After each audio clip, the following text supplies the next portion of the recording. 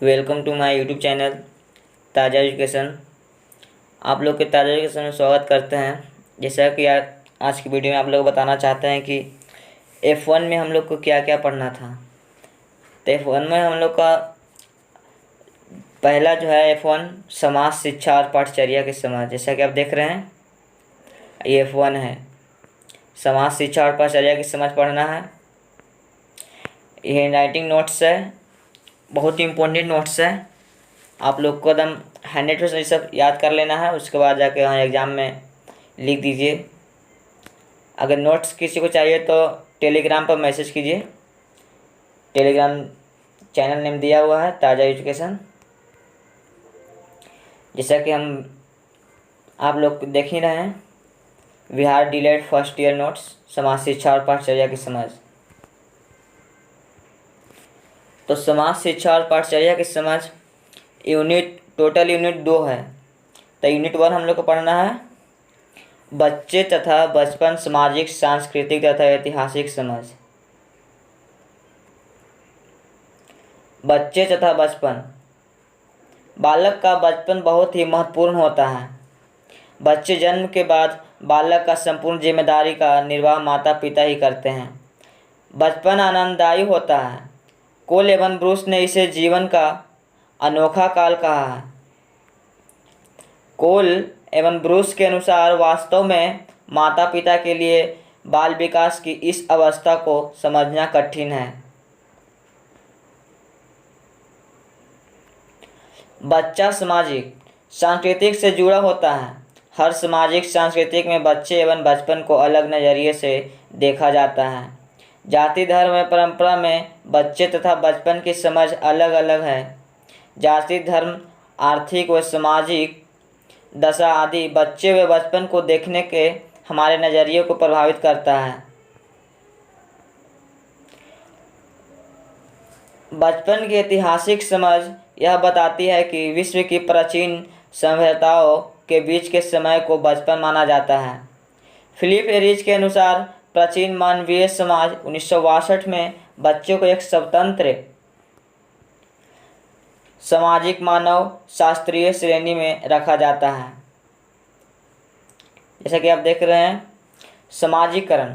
बच्चा जब जन्म लेता है उस समय उसमें न तो कोई सामाजिक गुण होता है न कोई समाज विरोधी गुण। बालक सामाजिक परंपराओं तथा रुचियों के अनुसार व्यवहार सीखा जाता है।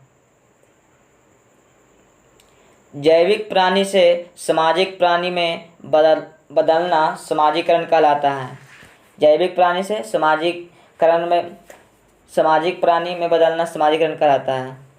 समाजीकरण एक निश्चित एवं निरंतर चलने वाली प्रक्रिया है जो जन्म से लेकर मृत्यु तक चलता है।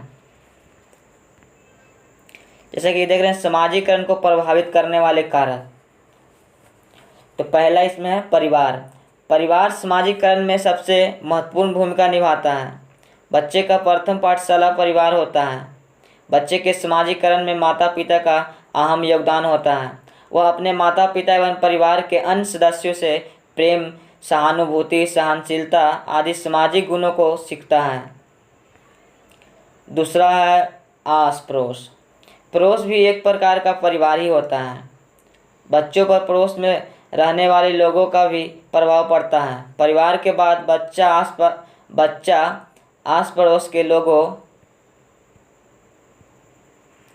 से मिलता है। पड़ोस से बच्चे उन अनेक सामाजिक गुण सीखता है। तीसरा है विद्यालय। विद्यालय भी बालक के सामाजिक विकास में महत्वपूर्ण योगदान देता है। विद्यालय में बच्चे एक दूसरे बच्चों से सीखते हैं, आपस में साथ रहने का अवसर मिलता है। चौथा है अध्यापक। अध्यापक बच्चों के जीवन पर बहुत प्रभाव डालते हैं। अध्यापक की बताई हुई बातों का बच्चों पर बहुत असर पड़ता है। माता पिता के बाद अध्यापक ही बच्चों के सामाजिक मानसिक विकास की दिशा निर्धारित करता है। पांचवा धर्म। जाति और धर्म भी सामाजिकरण में महत्वपूर्ण भूमिका निभाता है। छठा है लिंग। सामाजिकरण को प्रभावित करने में लिंग का भी महत्वपूर्ण योगदान है। एक ही परिवार में जन्म लेने वाले बालक बालिकाओं का लालन पोषण अलग अलग तरीके से होता है। ये हमारा समाजीकरण की विशेषताएं। समाजीकरण की विशेषताएं निम्नलिखित हैं। जो पहला इसमें से समाजीकरण सीखने की एक प्रक्रिया है।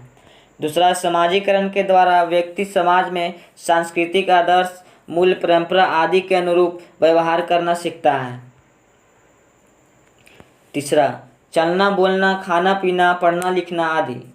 चौथा, भाषा की विविधता का विकास समाजीकरण के द्वारा होता है। पांचवा, धर्म का प्रभाव भी व्यक्ति का सामाजिक व्यक्तित्व के विकास पर पड़ता है। हमारा अगला है बाल अधिकार। ठीक है, बचपन को जीवन की एक विशेष प्रक्रिया कहा गया है, जहाँ पूरे जीवन का ताना वाना बुना जाता है और इस प्रक्रिया में उन्हें प्यार तथा सहकार की आवश्यकता होती है, न कि दुत्कार और तिरस्कार की। आज कुछ लोगों की असमर्थता के कारण बच्चों का शोषण चरम पर है और बच्चों का एक बड़ा वर्ग इस समस्या से जूझ रहा है और शिक्षा, पोषण तथा अपने अधिकारों से वंचित है। बालक अधिकारों के रक्षण के लिए पूरी दुनिया में लगभग 100 नियम हैं, जिसे अंतर्राष्ट्रीय बाल अधिकार कानून कहा जाता है। भारत में गरीबी और अशिक्षा के कारण कुछ बच्चे मजबूरी वश कम आयु में परिवार के भरण पोषण के लिए मजबूरी का मार्ग अपनाते हैं। कुछ नाबालिग बच्चों की ज़बरदस्ती काम पर रखा जाता है और उनसे अधिक काम लिया जाता है तथा बदले में बहुत ही मामूली से रकम दी जाती है। इसे बाल मजदूरी कहा जाता है। हमारा दूसरा फिर एक और है, बालकों को प्राप्त विशेष अधिकार। पहला है जीने का अधिकार। बच्चे के जन्म से पूर्व माता के गर्भ से प्राप्त होता है। इसके अलावा बच्चों के अच्छे स्वास्थ्य, पोषण, उपयुक्त जीवन स्तर प्राप्त करने, अपनी पहचान व राष्ट्रीयता का अधिकार सम्मिलित है। दूसरा, विकास का अधिकार। उसके सर्वांगीण विकास के लिए आवश्यक शिक्षा, देखभाल, सामाजिक सुरक्षा, सांस्कृतिक एवं मनोरंजनात्मक गतिविधियों में शामिल होने वाला अधिकार है।